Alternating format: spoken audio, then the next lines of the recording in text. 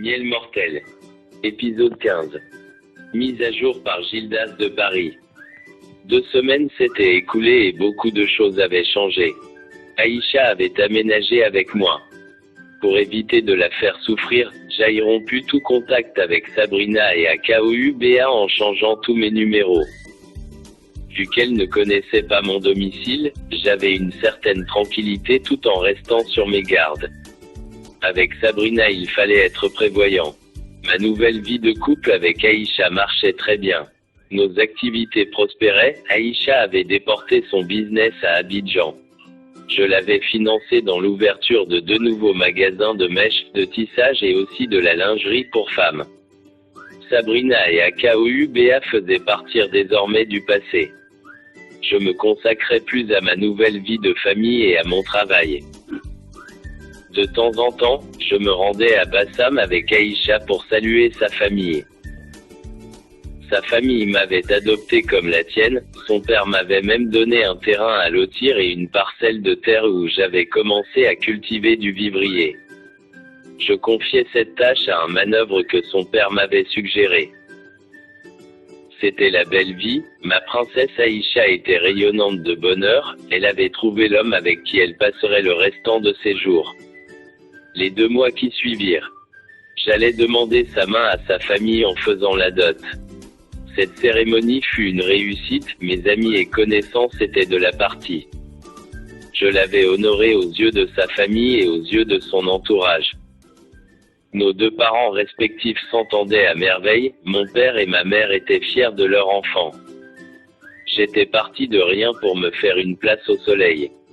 La grossesse de Aïcha progressait, elle entama son 6e mois, on commençait à sentir la fatigue en elle. Son ventre avait pris forme, son poids également. Les séquelles de sa grossesse ne faisaient que ajouter un plus à sa beauté. Lorsque je l'observais se déhancher avec ses grosses fesses, c'est la joie et l'amour qui inondaient mon cœur. J'avais beaucoup de chance de l'avoir à mes côtés. Je m'étais résigné à la vie de débauché et aussi à l'alcool. Sa présence à mes côtés avait tout transformé en moi. Un jour, pendant que j'étais assis à mon lavage auto en train de supervisionner les travaux de mes employés, je reçus un appel anonyme qui insistait à ce que je me rende au commissariat. Je leur demandais de me donner le motif de cette exigence. Il me fit savoir que l'un de mes chauffeurs avait commis une gaffe et que je devais être dans leurs locaux dans les minutes à venir. Cette nouvelle m'inquiétait, je ne savais pas lequel des chauffeurs il s'agissait, puisqu'il ne m'avait pas donné plus de détails sur les faits. Je me levai tout embrouillé pour me rendre sur les lieux. Arrivé dans les locaux de la police, je vis mon Alton assis avec les mains ménotées. « Alton, qu'est-ce que se passe ?» Lui demandai-je, « Je n'en sais rien mon frère, une dame m'accuse de l'avoir agressé. »« Comment ça, c'est impossible ? Je te connais, tu ferais pas du mal à une mouche. » Pendant que je causais de la situation avec Alton, un agent de la police me demandait de le suivre dans le bureau du commissaire, ce que je fis sans discuter. Une fois dans le bureau du commissaire, vous imaginerez pas la surprise qui m'attendait. C'était Sabrina assise à côté du commissaire. Ce jour-là, si je pouvais disparaître comme un fantôme, j'allais le faire. Mais il n'y avait aucune issue pour m'enfuir. L'agent de police se tenait juste derrière moi, m'empêchant de faire demi-tour. J'avais une mauvaise intuition lorsque nos regards se sont croisés. J'étais pris de peur, vu sa sérénité aux côtés du commissaire. Celui-ci me demanda de m'asseoir. J'obéissais à ses ordres, ensuite commença à me questionner. « Connaissez-vous cette dame ?»« Oui, monsieur le commissaire. Mais je voudrais savoir s'il y a un problème. » Lui demandai-je. « Oui, ces dames affirment que vous l'aviez agressée dans votre taxi. Après avoir fini votre sale besogne, elle a pris la peine de retenir l'immatriculation de votre taxi.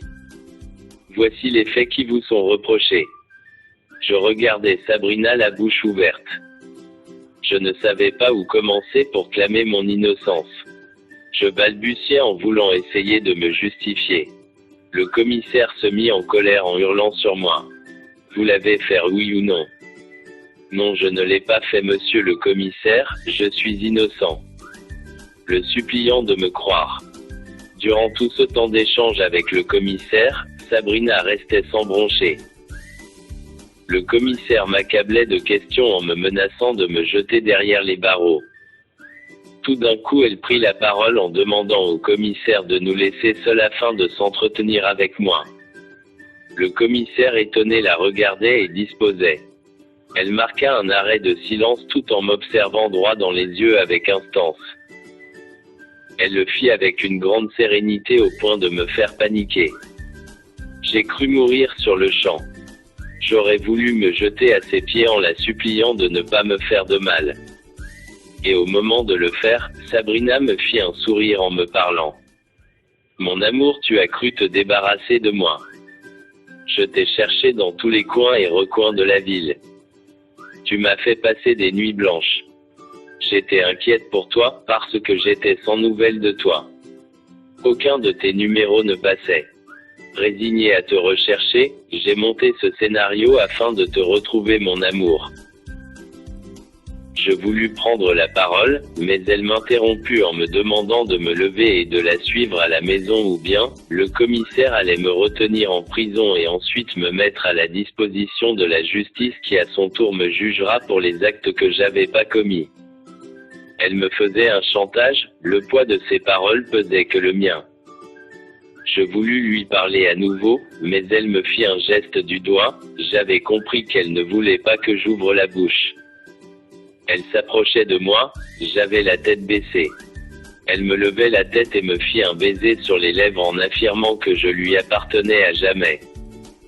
L'esclavage avait été aboli, mais aux yeux de Sabrina j'en étais un. J'étais faible, je me sentais humilié.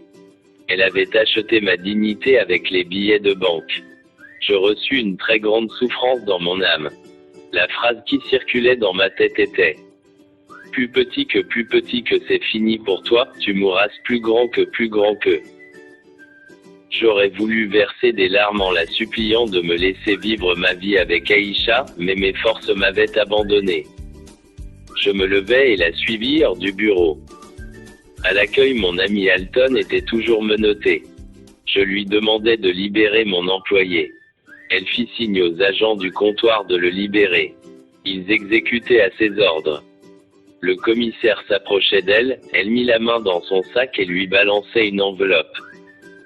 Quel genre de femme était Sabrina? Même ceux qui étaient censés nous protéger, étaient de son côté. Elle avait vraiment le pouvoir. Nous quittâmes le commissariat, je fis signe à Alton de ne rien dire à Aïcha.